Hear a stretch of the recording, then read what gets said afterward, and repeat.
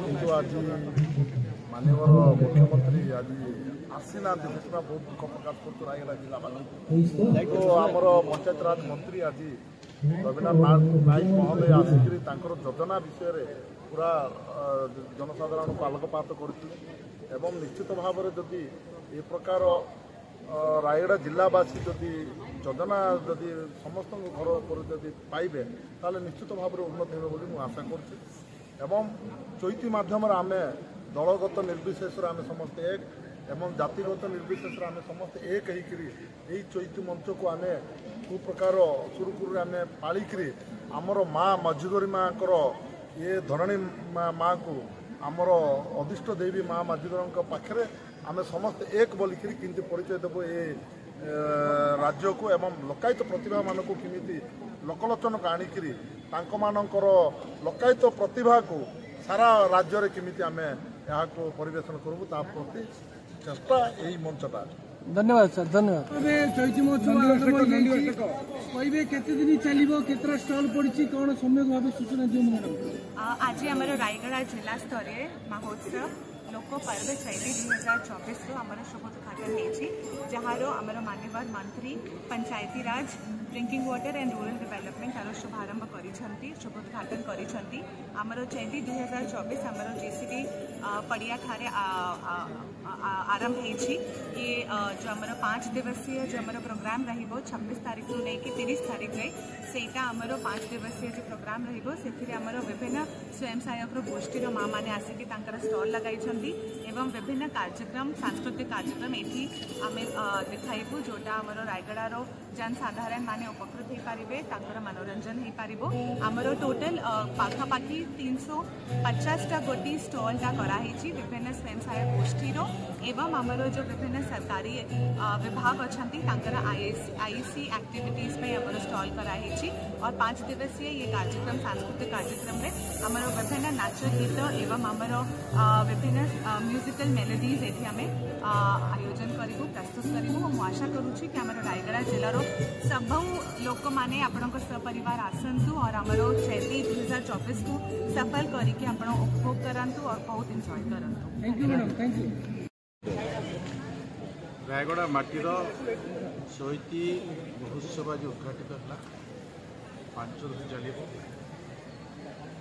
चैती महोत्सव के आडंबर सहित योजना प्रस्तुत कर स्वागतर विषय अच्छी अनेक कला पड़ी मरी जाता कला से उद्यम आरंभ हो संगे संगे एଠିକାର संस्कृति परंपरा केमती बंची रहा भी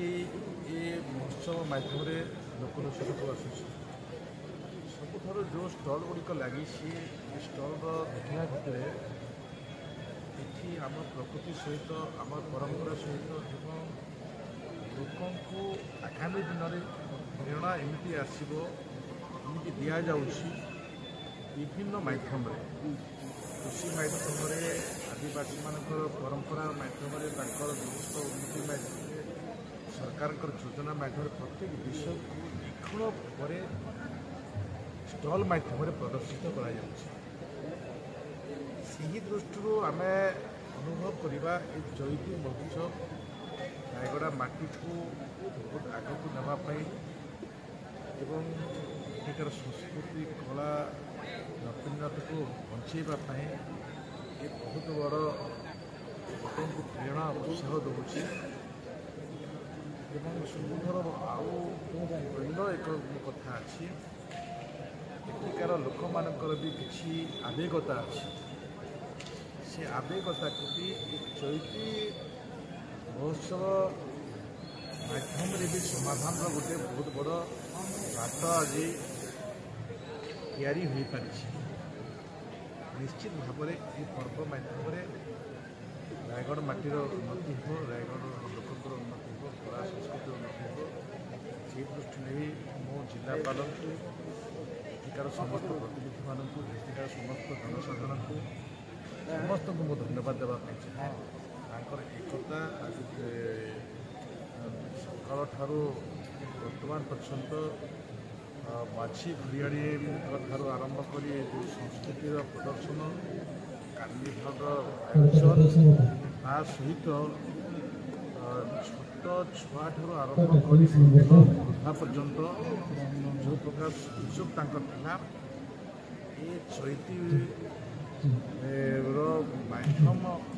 ବହୁତ ଉଚ୍ଚ କୋଟିର ଟିକେ ମୁଁ ବହୁତ କରୁଛି। ଧନ୍ୟବାଦ ସାର୍।